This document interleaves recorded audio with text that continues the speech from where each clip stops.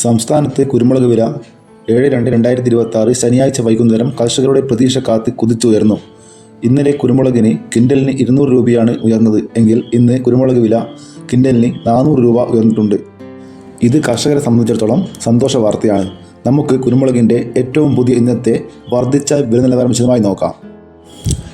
ഇന്നലെ 718 രൂപയായിരുന്ന ഗാർബിൾഡ് കുരുമുളകിന് 1 കിലോക്ക് 4 രൂപയും 1 ക്വിൻ്റലിന് 400 രൂപയും വർദ്ധിച്ച് 1 കിലോക്ക് 722 രൂപയിലേക്ക് എത്തി.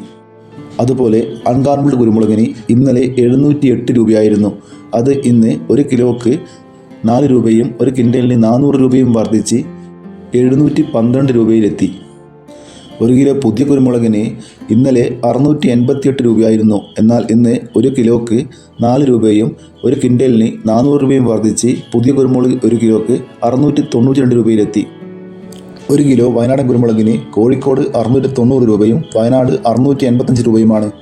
ചേട്ടൻ കുരുമുളകിന് കോഴിക്കോട് 1 കിലോക്ക് 680 രൂപയും വയനാട് 1 കിലോക്ക് 675 രൂപയുമാണ്.